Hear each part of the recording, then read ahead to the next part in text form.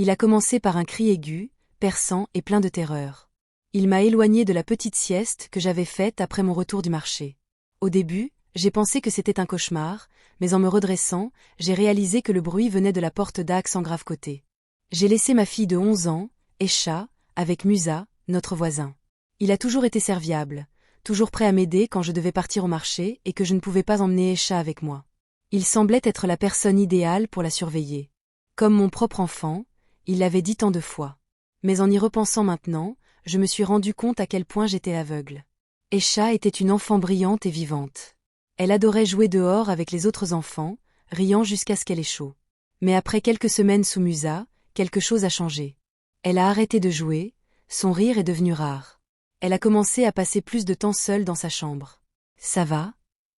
Je lui ai demandé. « Je vais bien, maman », a-t-elle répondu, mais ses yeux ont raconté une histoire différente. Au début, je n'y ai pas prêté attention, pensant peut-être qu'elle grandissait ou qu'elle était fatiguée de l'école. J'étais trop occupée à jongler avec le marché, la maison, les enfants et à me faire pour creuser plus profondément. Musa a continué à être son habituel être amical, toujours souriant, toujours en train de proposer son aide. Mais un jour, Escha a refusé de dîner. Quand je lui ai demandé pourquoi, elle a hésité avant de dire « Je n'ai pas faim ». Ce n'était pas comme elle. Escha aimait la nourriture. Je ne l'ai pas poussée, mais je ne pouvais pas me débarrasser du sentiment que quelque chose n'allait pas. Je n'ai pas réalisé l'étendue du mal de Musa jusqu'à ce qu'il soit trop tard. Un après-midi, alors que j'étais au marché, Musa a donné à Escha une assiette de nourriture, m'a-t-elle dit plus tard. Il a insisté pour qu'elle la mange, en disant qu'il l'avait faite spécialement pour elle. Elle a mangé. Peu de temps après, elle a commencé à se sentir somnolente. Ses paupières étaient lourdes. Elle a lutté pour rester éveillée, mais le sommeil l'a rattrapée. Quand elle s'est réveillée, elle était dans sa chambre. Elle savait que quelque chose de terrible s'était produit. Elle a demandé à l'oncle Musa « Qu'est-ce qui m'est arrivé ?»« Rien, chérie, tu es maintenant une grande fille. » Musa a répondu. « Ne le dis à personne, même pas à ta maman, sinon tu mourras. » Elle ne m'a rien dit. Elle n'a rien dit à personne. Un soir, je suis rentrée à la maison pour trouver Escha assise tranquillement dans sa chambre, regardant par la fenêtre. Quand je lui ai demandé si elle allait bien, elle m'a fait un sourire et m'a dit « Je vais bien, maman ». Mais ses yeux étaient vides. Escha avait toujours été ouverte avec moi. Je pouvais toujours dire quand quelque chose n'allait pas. Mais maintenant, quand je lui demandais comment s'était passée sa journée, elle avait juste du mal à me regarder dans les yeux. Puis, finalement, Escha a essayé de me dire ce qui se passait. Mais cette fois, je n'ai pas écouté. Elle était venue vers moi pendant que j'étais occupée avec la lessive. « Maman, je veux te dire quelque chose », a-t-elle dit, sa voix tremblait.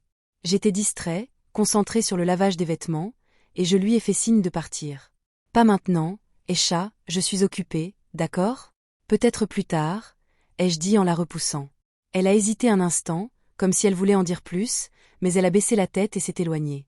Je ne m'en suis pas rendu compte à ce moment-là, mais c'est à ce moment qu'elle a cessé de me faire confiance. Quelques jours plus tard, elle a réessayé.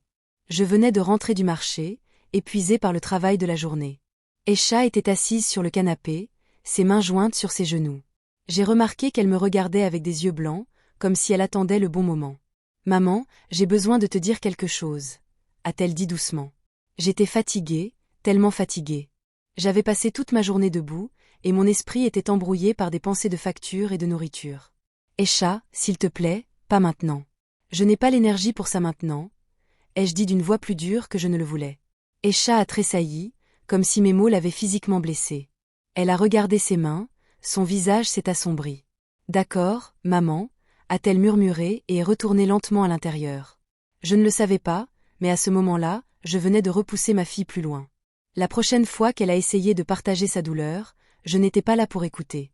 Escha était assise à la table, en train de jouer avec sa nourriture, l'air perdu. « Maman », Musa a commencé.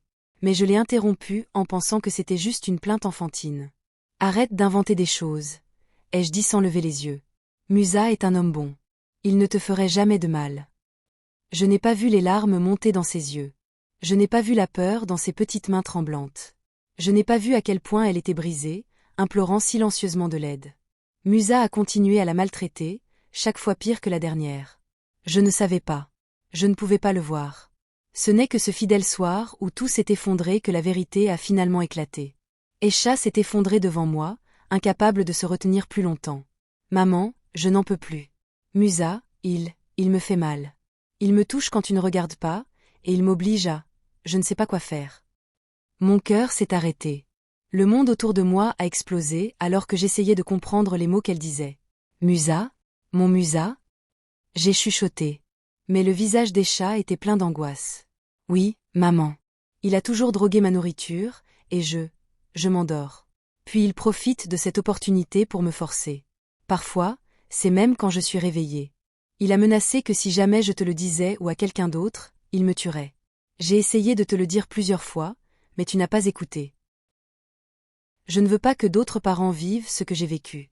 Esha a mis du temps à se remettre, et même aujourd'hui, elle porte les cicatrices de ce qu'elle a enduré.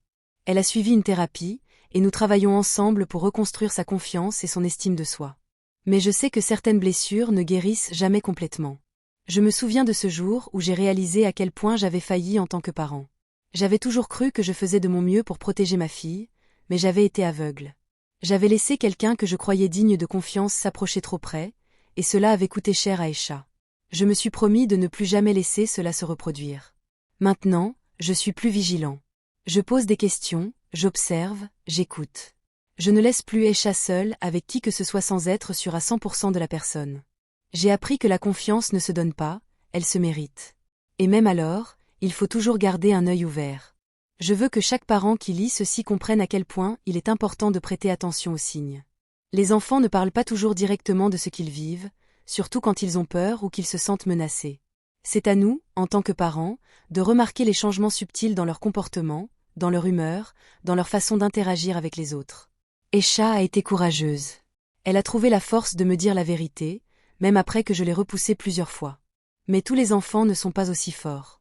Certains gardent leur souffrance enfouie pendant des années, voire toute leur vie. Nous devons être leur voix, leur protecteur, leur refuge. Je ne veux pas que d'autres enfants endurent ce qu'Esha a enduré. C'est pourquoi je partage son histoire. Pour que les parents sachent que le danger peut se cacher là où on s'y attend le moins. Pour qu'ils comprennent que la vigilance est une responsabilité constante. Musa a été arrêtée, mais il y a d'autres Musas dans le monde. Des personnes qui semblent gentilles, serviales, dignes de confiance, mais qui cachent des intentions malveillantes. Nous ne pouvons pas les laisser faire du mal à nos enfants. Alors, s'il vous plaît, soyez attentifs. Parlez à vos enfants, écoutez-les vraiment. Créez un environnement où ils se sentent en sécurité pour partager ce qu'ils ressentent. Ne minimisez jamais leurs inquiétudes ou leurs peurs. Même si cela semble insignifiant, cela pourrait être un signe de quelque chose de bien plus grave. Esha va mieux maintenant, mais elle a encore des moments difficiles. Elle a des cauchemars, des moments où elle se replie sur elle-même. Mais elle sait que je suis là pour elle, que je la crois, que je la protégerai toujours. Et c'est ce qui compte. Merci d'avoir écouté notre histoire. Si cela peut aider ne serait-ce qu'un seul enfant, alors cela en aura valu la peine. N'oubliez pas de vous abonner à ma chaîne pour plus de contenu comme celui-ci. Prenez soin de vos enfants, et surtout, écoutez-les.